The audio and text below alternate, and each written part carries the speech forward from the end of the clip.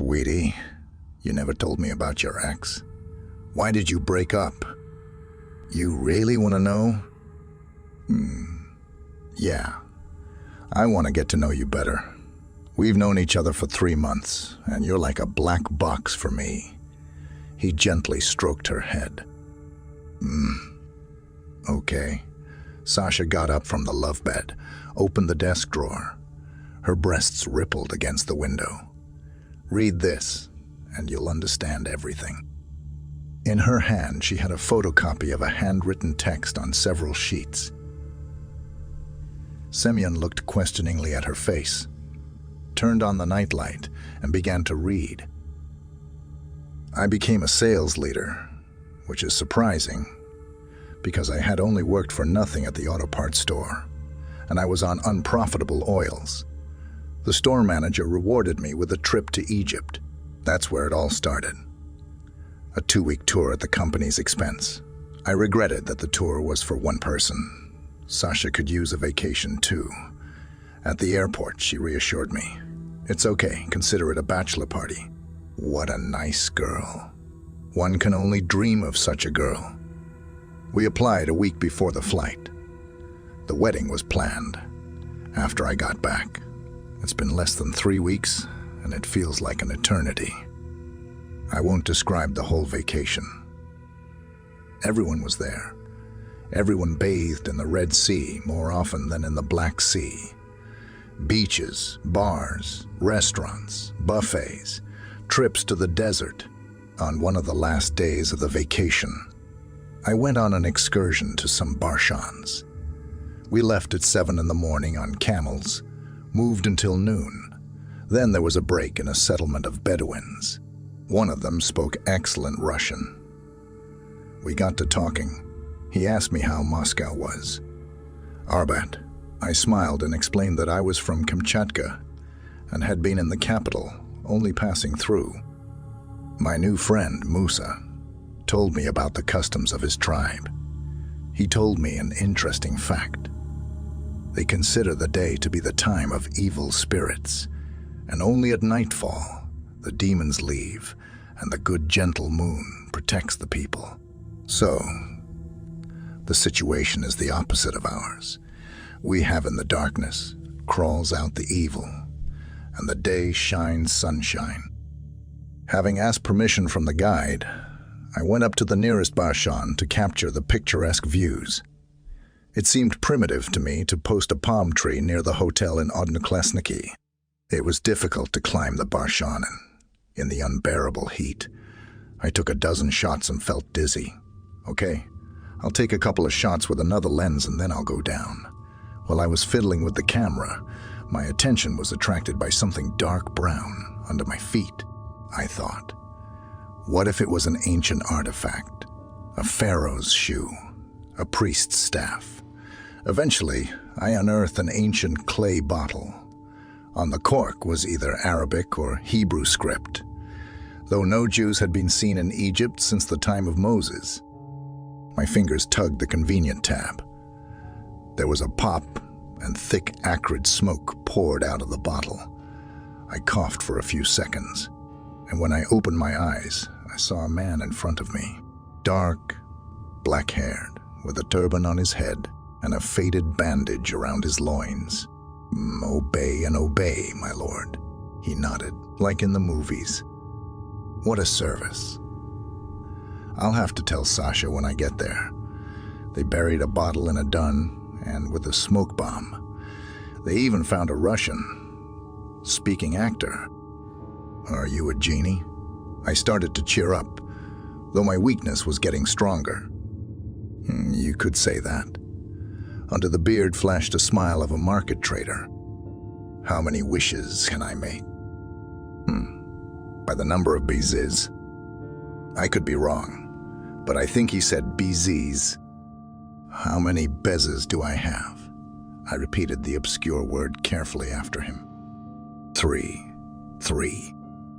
I see. It's just like in fairy tales. 3 wishes. But some bezes were involved. I laughed. Then I wished for the last Ferrari, a big house, and I wondered what else to wish for, but not a girl. I have a bride waiting for me at home, the best laptop I've ever owned. You got it. Go home. My eyes went black. When I woke up, a Russian, speaking Bedouin, a guide, and 2 Germans were leaning over me. Guys, you made a great genie. I was met with incomprehensible looks. Victor, you were dreaming. You had sunstroke. Oh, okay. I leaned back on the ground. How nice it is in the oases. Back in the room, I started unpacking my bag with my camera and sandwiches. My hand hit something hard. Frowning, I pulled out a bottle. It was clay, with Arabic script on the cork, the same one I thought contained a smoke bomb, small enough for a little special effect. But they told me there was no genie, that I was imagining it. Maybe the Bedouins have a sense of humor. Maybe Musa, knowing our fondness for anecdotes about 3 wishes, is fooling Russian tourists.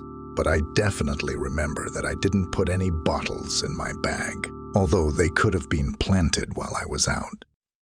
Despite the fact that I found logical explanations for what was happening, the feeling of uneasiness did not leave me.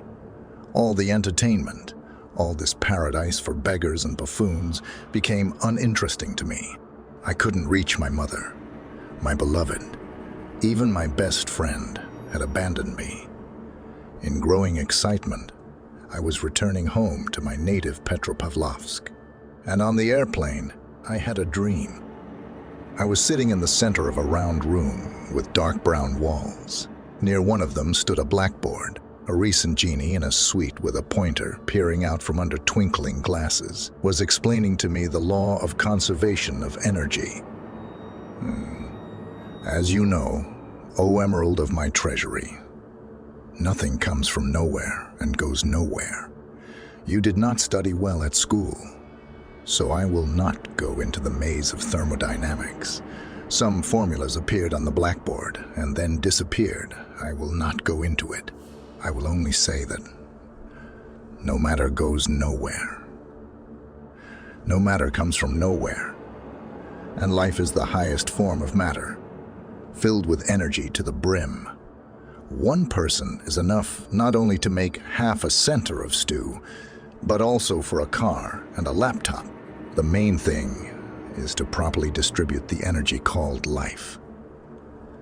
And the rest, the teacher flashed his eyes, goes to me. Okay, lesson's over. You still have everything ahead of you.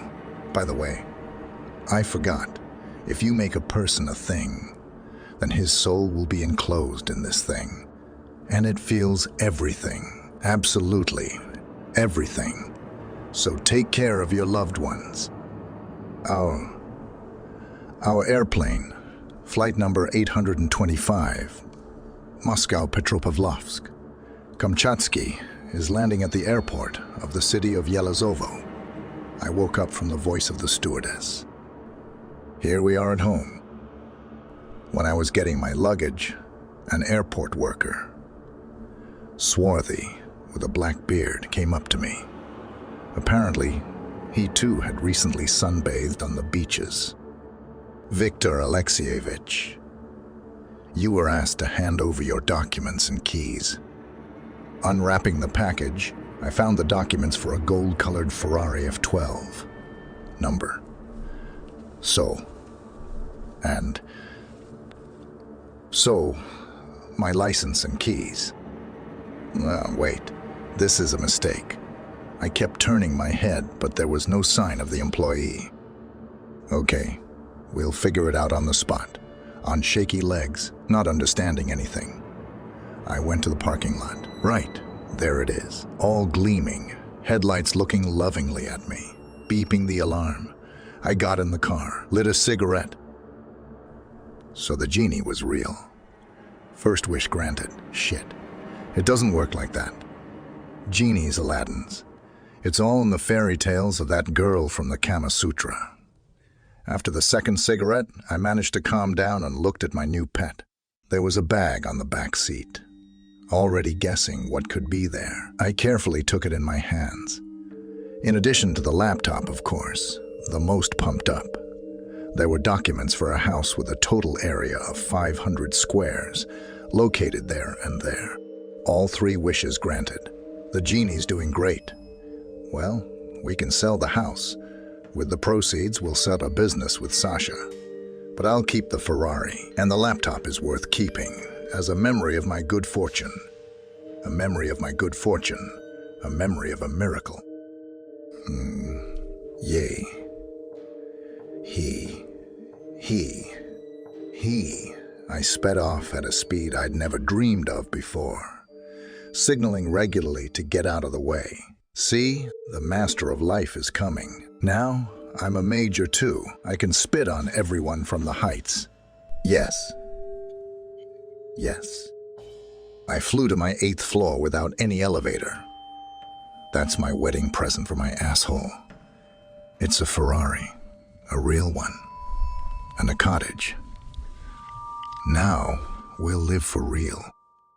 The apartment met me with grave silence. No one. No Sashenka.